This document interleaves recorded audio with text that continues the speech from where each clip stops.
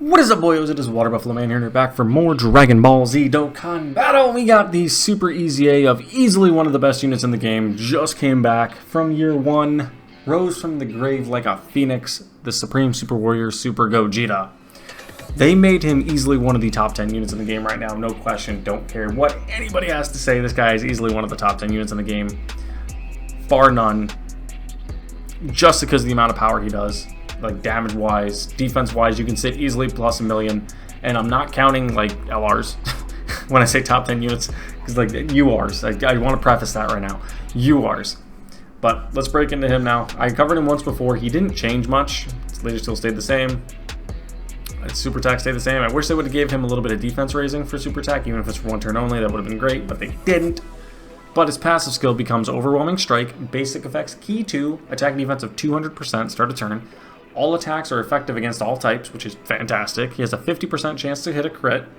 Launches an additional attack guaranteed, which has a 50% chance of becoming a super attack, so he can launch 2 supers. He gets 100% attack and defense when attacking, so whenever he attacks, it initiates that additional 100%. He, as a second or third character to obtain key spheres in a turn, he launches an additional super attack, so if you have him in slot 2, he gets a guaranteed super. So you can launch 3 supers. He gets all allies key plus 2 attack of 40% as a support unit in second or third slot. And for every rainbow key sphere obtained, he gets attack and defense of 50% and an additional 10% crit chance with clearly there's no limit, but the most you can get rainbows is 5. So you're looking at 250% attack and defense if you give him 5 key spheres, an additional 50% crit chance, so that gives him almost a 100% chance to crit. And for every attack performed, he gets defense of 50% up to 200, which is kind of nuts, because you're guaranteed 3 attacks, not counting his hidden potential, so you can get 4 in a turn. So if you get all 4 to go off, it's just attack, not super attack. You can have a full defensive buff of 200% in one turn, and have the full damage reduction rate. The damage reduction does not carry over, it's only for within the turn, so he's generally going to want to be your slot 2 unit. He gets 30% damage reduction. Great chance of guarding, so 70% when facing a super class enemy.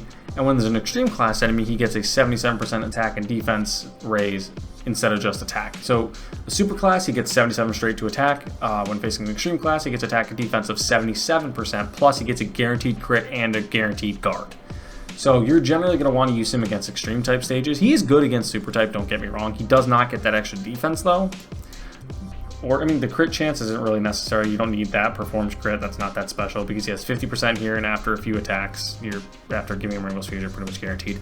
And because he's STR, he's pretty much guaranteed crits anyway because he has that built-in 5.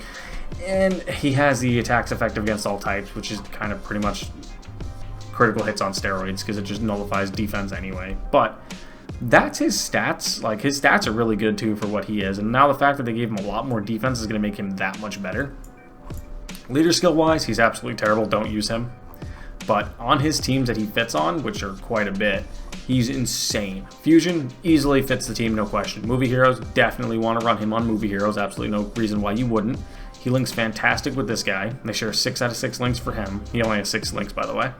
So he's 6 for 6, he gets that kind of a buff, which is nice. He links really great with these guys. Again, both fit on Movie Heroes and Fusion.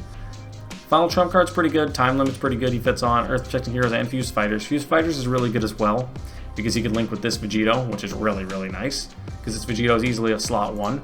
And now that this guy got an easy A, he's your slot 1, he's your slot 2, which is just astonishing at this point that these 2 units went from being completely unusable to now easily one of the top 10 units in the game, no question. And there's just so many units you could work around with this guy to build a team that could crush most, if not all, events today. This guy being your slot 1 if you need to.